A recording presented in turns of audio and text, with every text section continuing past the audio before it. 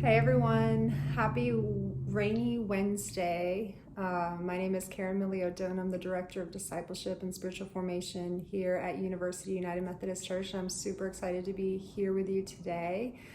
For those of you who have been visiting with us in worship, you may be familiar with these little sheets of paper that we're inserting into the bulletins, just with a couple little reflection questions, the passage for the week, and an opportunity to kind of sit with it in prayer. So I hope that you've been able to pick one of these up.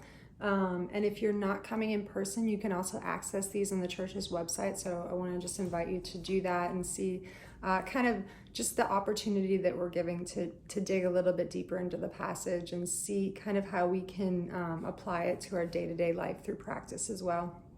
So what we're talking about right now in our reset series is kind of like the concept of a purpose-driven why, and to live our lives really pursuing our highest priorities. And that's really hard to do.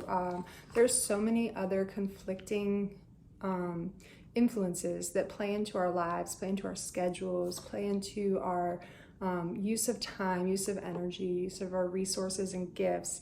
And what we're trying to do with this series is to kind of like step back as we get ready for a new season and a new calendar year for a lot of us who kind of operate off of an academic calendar, and just say, okay, what am I all about? What is my why? That's what we're talking about. What is the why for which I show up to work? What is the why that drives my life? What is that thing that I'm made to do? And how is what I'm currently committed to, what I'm currently giving my time and my energy towards, how does that align with that why? And does it?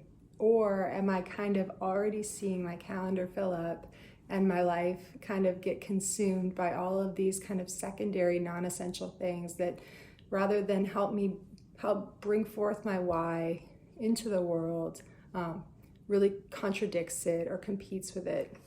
So last week we talked about our own why, and in Christian speak, that's our vocation. That's the work that we've been given to do, our unique purpose in the world. And this coming Sunday, we're going to be talking about the church's why. So what is the church about? What do we see embodied in the early believers as far as what they saw the work of the Christian people to be? And how are we living into that as the body of Christ today? And how are we also kind of a little bit detached from that, just based on, again, those conflicting priorities and all those other things that kind of pull us in different directions other than the direction we've been called to be moving towards as the people of God. So I hope that you can check this out. I hope that you can join us this coming Sunday for our last sermon in this series on the why. And then I want to invite you to look ahead with us to LSU Sunday, which is on August 21st, where we're going to have a guest preacher, Bob Mann. Bob Mann is exceptional. He is just the kindest, but also most compelling, convicting person. He's got such a clear and encouraging vision of what God's up to in the world. And I think it's going to be really, really fun for us to hear from him at our church. So please join us then, put that date on your calendar, and just follow along as we follow Jesus together. So have a great week. Bye.